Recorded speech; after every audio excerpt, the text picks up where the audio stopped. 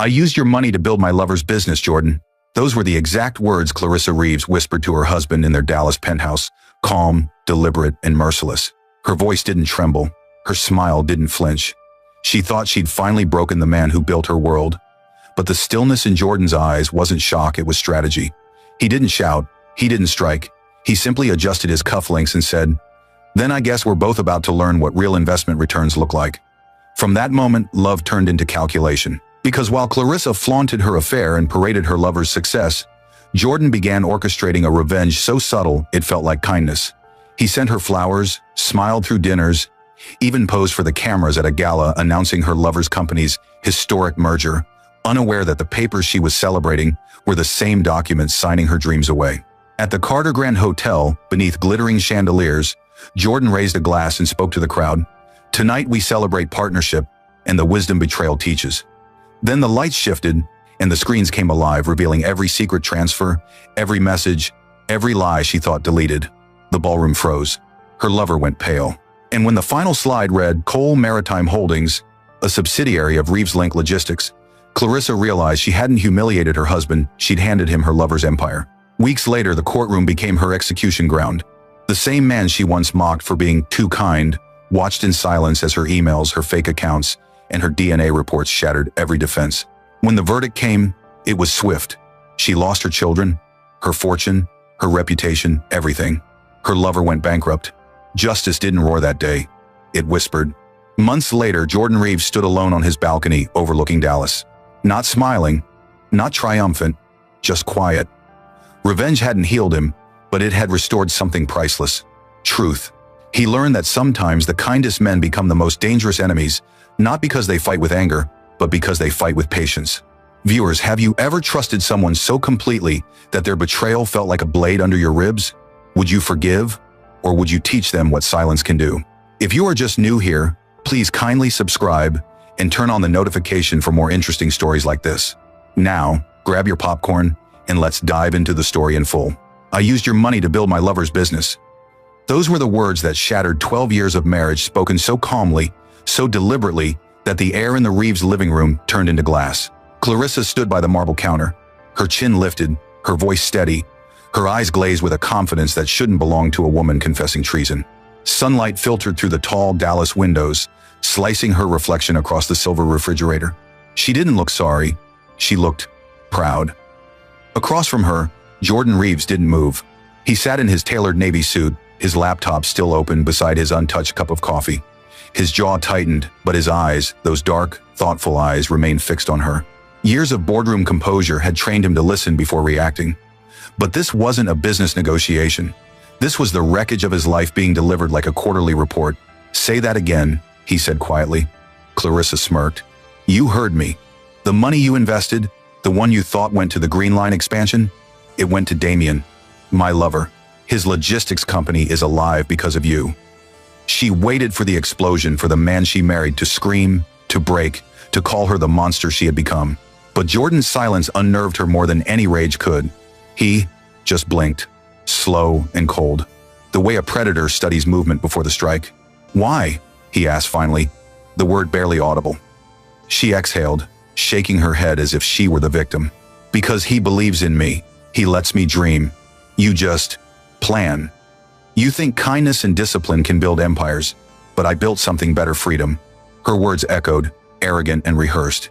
Jordan stared at the floor. Somewhere behind that stillness was memory.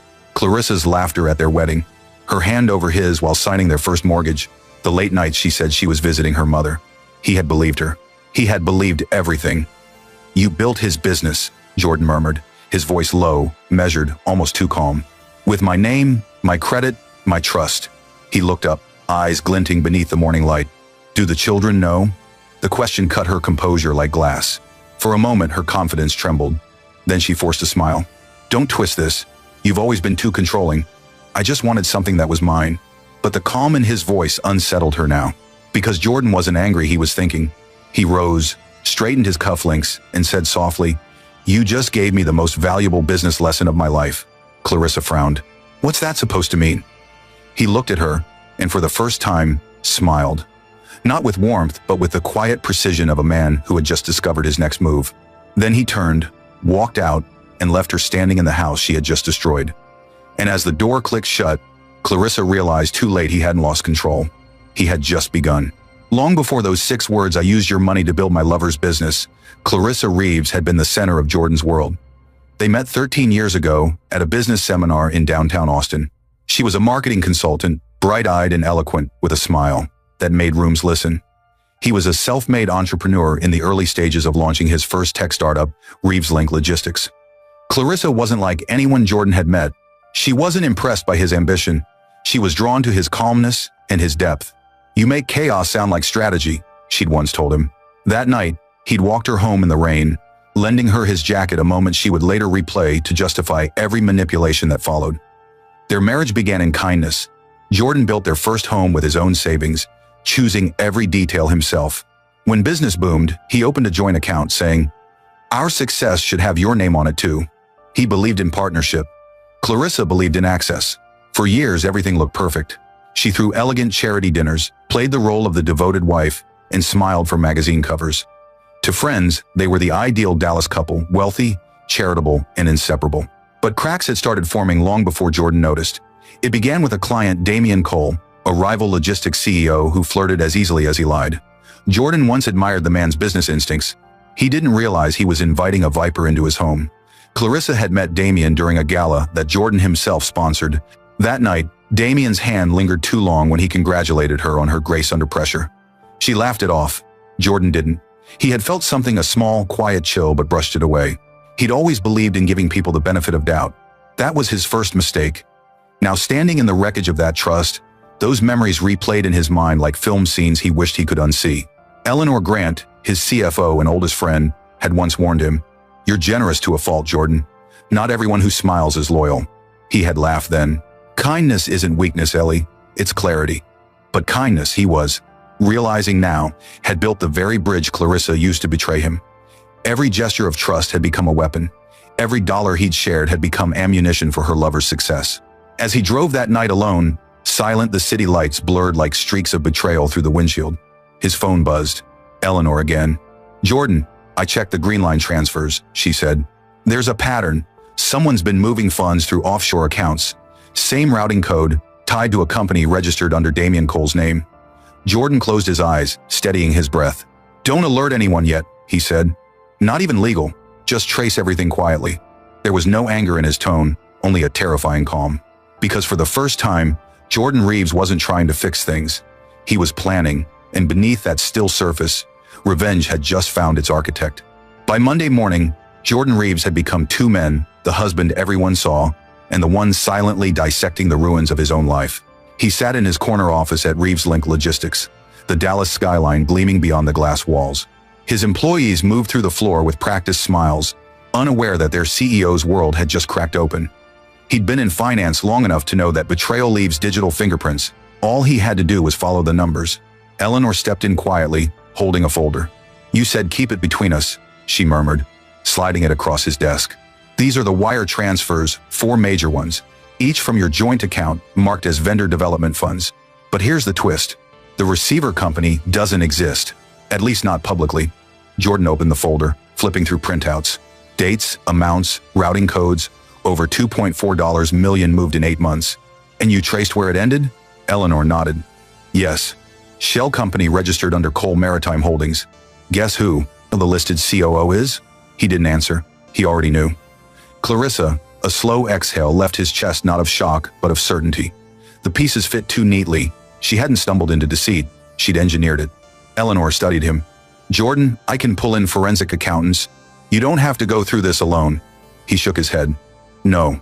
The moment we make noise, she'll know. Let's keep it silent. I want to see how far this web goes." When Eleanor left, Jordan leaned back and stared at the city, the very empire he'd built, now funding his rival. His reflection ghosted across the window.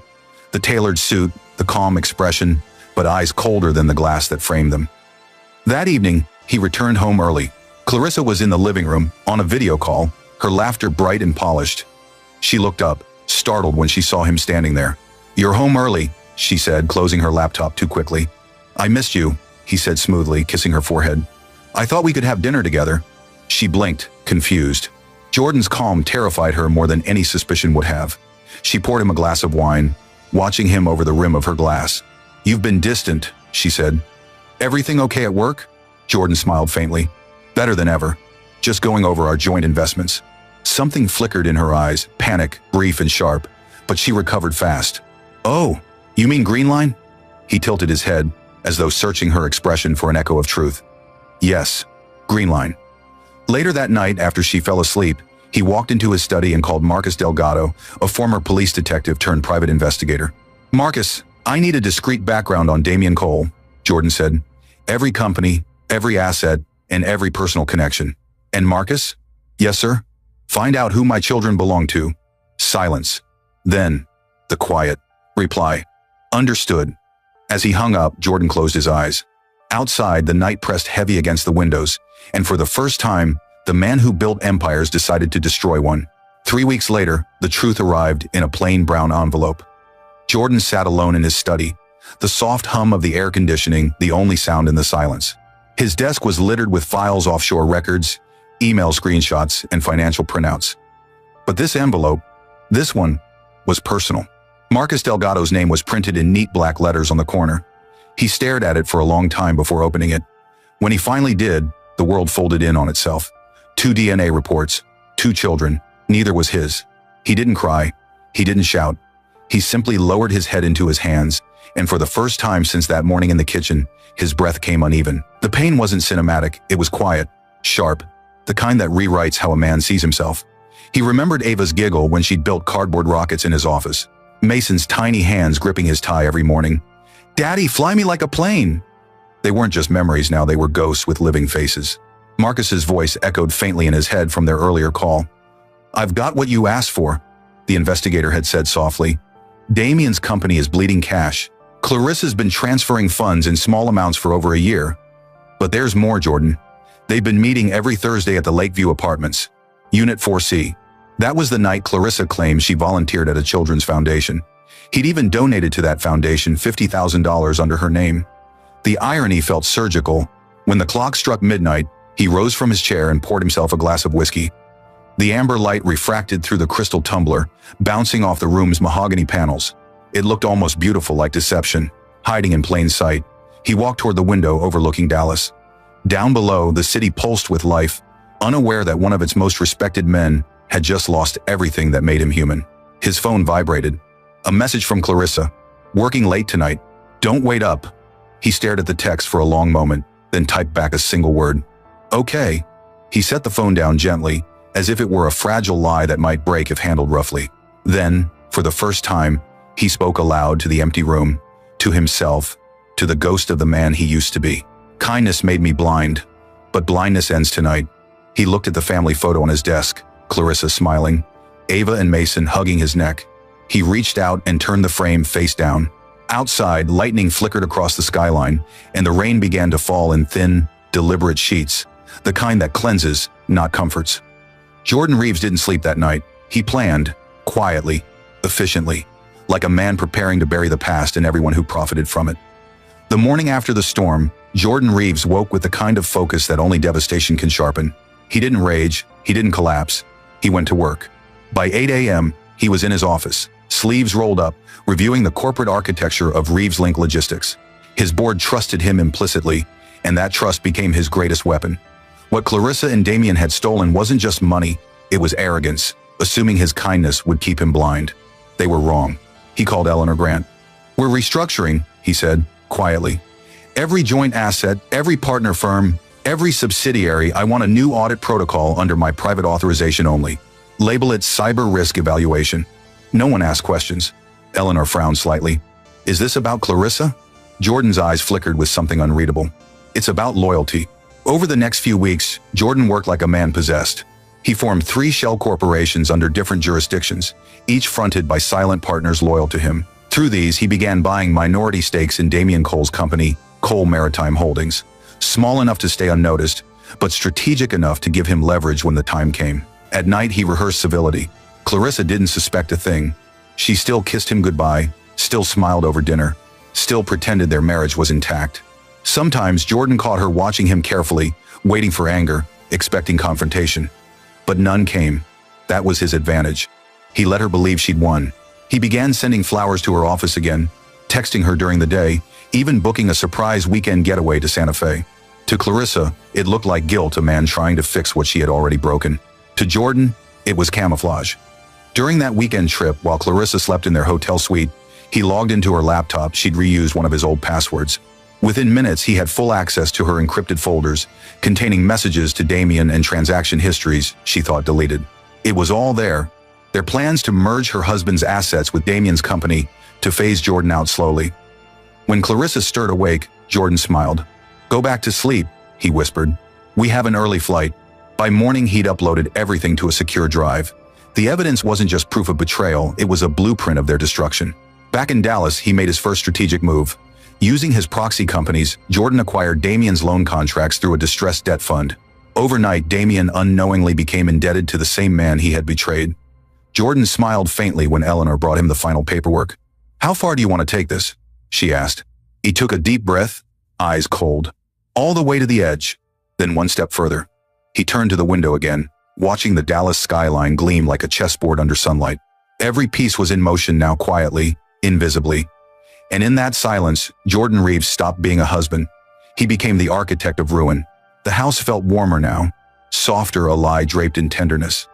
Clarissa believed the storm had passed. Jordan's sudden gentleness fooled her completely. He'd stopped asking questions. He came home early, brought flowers, cooked dinner, even listened when she talked about her personal growth. It was theater, and he played the role of loving husband so convincingly that even he might have believed it, if not for the quiet satisfaction that simmered behind every calm smile. Every morning, she kissed him goodbye before he drove to the office. And every morning, after her car disappeared down the street, Jordan checked his phone, Marcus Delgado feeding him updates in real time. "Cole Maritime's balance sheet is bleeding," Marcus reported. "He's losing capital but still thinks Clarissa's transfers are keeping him alive." "Perfect," Jordan murmured. "Let him think that." Behind the scenes, Jordan had already redirected those transfers through dummy accounts. Each dollar Clarissa thought she sent to Damien now circled back through Jordan's shell entities. She was unknowingly financing her own undoing. Weeks passed. Clarissa began smiling again, attending galas, even convincing herself that her husband's newfound calm came from emotional maturity, not strategy. One night, over wine, she touched his hand and said softly, "I know I haven't been easy. Thank you for forgiving me." Jordan looked up, studying her face. "Forgiveness," he said gently, "is the best investment a man can make." She laughed, unaware that those words weren't metaphorical. The next evening, Jordan hosted a small dinner party for investors, including Damien. It was their first public meeting since the betrayal, and Jordan greeted him like an old friend. Cameras flashed as they shook hands. "Business shouldn't be personal," Jordan said warmly for the reporters. "We're exploring new partnerships, fresh beginnings." Damien smiled, too wide, too smug. Clarissa watched from across the room, heart racing with pride. She thought she had orchestrated the reunion. In reality, Jordan had just staged Act 3 of her downfall. Over the following months, Reeves Link quietly absorbed smaller logistics firms, each one a silent weapon pointed at Cole Maritime. Contracts were rewritten, suppliers redirected, and Damien's clients began migrating, unaware that their new vendor was funded by the same man they'd betrayed. Clarissa, meanwhile, grew careless. Her arrogance returned, her spending ballooned, her laughter a little louder. She had no idea that every designer bag, every secret investment, was being tracked by Eleanor and documented in a growing case file. Then came the day Jordan invited her to accompany him to a private gala at the Carter Grand Hotel. "It's a celebration of partnership," he said with a charming smile. "You should be there."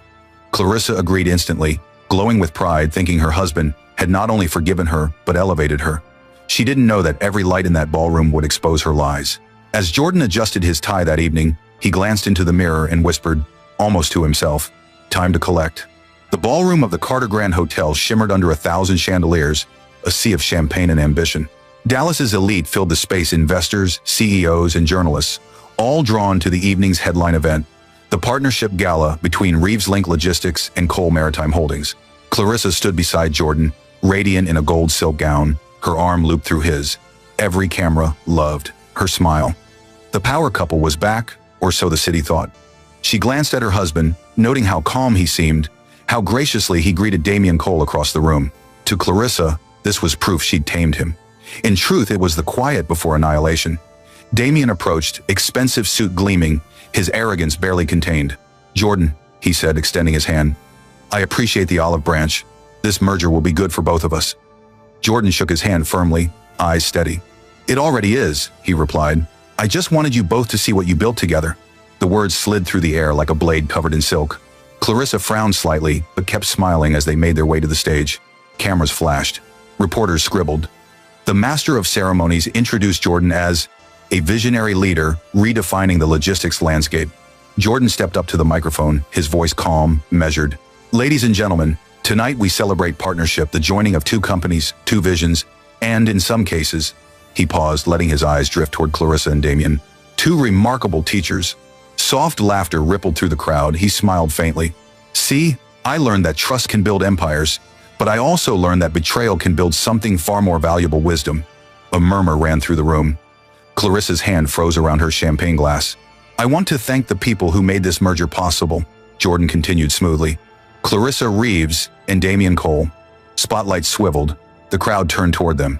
For a second, Clarissa basked in the attention until the massive LED screen behind Jordan flickered to life. Transaction records appeared, then emails, then photos. Clarissa's face drained of color as her own messages filled the 40-foot display. Her words to Damien, her account transfers, her mocking laughter about how easy it was to increment. Fool Jordan. Gasps erupted. Flashbulbs exploded. Damien took a step forward, hissing under his breath. What the hell is this? Jordan didn't even look at him. Transparency, he said. Since we're merging, it's only right to show our shareholders where the funds came from. A roar of whispers filled the ballroom. Clarissa's hand trembled. Damien's jaw locked as the next slide revealed the legal statement. Cole Maritime Holdings, now a subsidiary of Reeves Link Logistics. Clarissa stared, lips parting in horror. You, Jordan turned to her, his tone polite, almost gentle. You built your lover's business with my money, Clarissa. I simply bought it back with interest. Then he walked off stage to thunderous murmurs and flashing cameras, leaving his wife and her lover frozen in the center of the light, trapped between exposure and silence. Outside the ballroom, Jordan adjusted his cufflinks, the faintest smile curling his lips. Phase 1 was complete. The Dallas County Courthouse was packed that morning, reporters, photographers, and spectators drawn by the same irresistible headline. Reeves v. Reeves. Billionaire. CEO sues wife for fraud and embezzlement. Clarissa Reeves walked into courtroom 12A in a cream suit that couldn't hide the tremor in her hands. Her once perfect poise now cracked under the flashes of cameras. Beside her sat Damien Cole, his arrogance gone, his jaw tight, sweat tracing his temple. Their lawyer, Clifford Vaughn, the city's most expensive defense attorney, leaned in, whispering strategies that sounded more desperate than confident. Across the aisle, Jordan Reeves sat with quiet authority. No theatrics, no emotion, just precision. He had come dressed like a man attending a business meeting, not a war. Beside him sat Eleanor Grant, her eyes cold and certain. Their attorney, a composed woman named Adele Knox, rose as the judge entered. Your Honor, Adele began, we will prove that Mrs. Reeves not only committed marital infidelity, but orchestrated a large-scale financial fraud. She funneled corporate funds into her lover's failing company under false vendor accounts. We will show that every dollar originated from Mr. Reeves's business and that she acted with intent to conceal. Clifford scoffed. Your Honor, my client merely managed shared investments. Mr. Reeves is attempting to weaponize divorce law to punish a personal betrayal. Judge Monroe raised a brow. Then this should be interesting. Proceed. The prosecution's first exhibit hit like a hammer, the emails. Line by line, the courtroom read Clarissa's messages to Damien, mocking Jordan's naivety, outlining their plans to merge funds before the next audit. Gasps echoed. The judge's expression hardened. Then came Eleanor's testimony. Calm, factual, devastating. Every transfer originated from a Reeves Link joint account, she said, handing over documents. Mrs. Reeves authorized them using Mr. Reeves's signature stamp, one reserved strictly for board-level approvals. Clarissa shifted in her seat, whispering frantically to her lawyer. Vaughn objected repeatedly, but each objection died under the weight of evidence. Then Adele called Marcus Delgado to the stand. Mr. Delgado, did your investigation include paternity testing at Mr. Reeves's request? Yes, ma'am. And your findings? Marcus hesitated, glancing toward Jordan, who gave a silent nod. Both children are biologically fathered by Mr. Damien Cole. The air vanished from the room. Clarissa's breath caught audibly.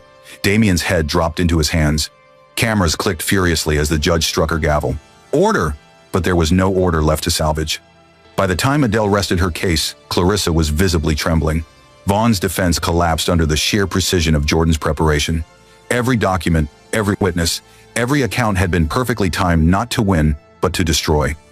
Judge Monroe's verdict came after only 1 hour of deliberation. Given the overwhelming evidence of fraud, perjury, and misconduct, the court hereby grants full asset control and sole custody of the children to Mr. Reeves. Mrs. Reeves and Mr. Cole are to face federal investigation for financial crimes.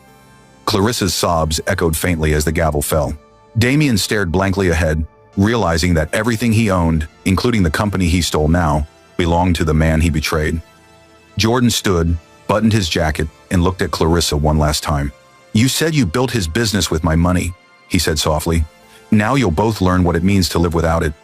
And with that, he walked out, leaving them drowning in the silence of their own ruin. The week after the verdict, Dallas could talk about nothing else. Every newspaper headline screamed the same story in new words. Wife built lover's company, with husband's money loses everything in court. The scandal spread like wildfire across financial networks, legal forums, and social media. Clarissa Reeves, once the face of elegance, became a cautionary tale about greed, betrayal, and arrogance. Damien's empire crumbled overnight. Banks froze his accounts. Investors pulled out. His company's board, now majority owned by ReevesLink, voted to dissolve operations. Every employee received notice from Jordan's restructuring office signed by Eleanor Grant. Damien stormed into ReevesLink headquarters that Friday, demanding to see Jordan. Security stopped him at the entrance. "Tell him I'm not leaving until I speak to him," he shouted. Moments later, Jordan himself stepped out of the elevator, calm, composed, immaculately dressed. "Damien," he greeted, his voice level. "I thought you'd be too busy filing bankruptcy." "You ruined me," Damien hissed. Jordan's gaze didn't waver. "You did that the moment you mistook my silence for weakness." He turned and walked away as Damien's voice cracked behind him, shouting curses no one cared to hear. Cameras caught the moment it went viral within hours. Headline: Disgraced CEO confronts Jordan Reeves outside his own former company. Across town, Clarissa's world had shrunk to a one-bedroom apartment she could barely afford. The penthouse was gone. The cars were gone. Her designer jewelry repossessed to cover legal fees. Even the socialites who once begged for her presence now crossed the street to avoid her. One evening, rain pouring outside, she stood outside the courthouse steps, clutching a thin coat around her. When she saw Jordan walking down the stairs, her knees weakened. She ran toward him. "Jordan, please," she cried. "Don't take the children. They're all I have left." He paused, the rain soaking into his suit. His face was unreadable. "They're the only innocent part of all this, Clarissa. That's why they'll stay with me where they're safe." "Safe?" she repeated bitterly. "You think this is justice?" Jordan's voice lowered. "No, justice is what comes after truth. You gave me both." She stared at him, broken, desperate. "I loved you once." He met her eyes, and for the briefest moment, the coldness melted, replaced by something softer, almost mournful. "And I believed you once. That was my mistake." A flash of lightning illuminated the courthouse steps as he turned and walked away, leaving her in the rain. The cameras caught her collapse, a once-adored wife kneeling on the same stone steps where her lies had unraveled. The video went viral in under an hour. Back at his penthouse, Jordan watched the clip in silence. The city lights flickered across the glass, reflecting both victory and loss. Revenge had ended, but peace hadn't yet arrived. He raised a glass of whiskey to the skyline. "For every lie," he whispered, "there's an invoice, and mine was just paid in full." Months passed. Dallas moved on to new scandals, new headlines. But for Jordan Reeves, the silence that followed victory was louder than any applause.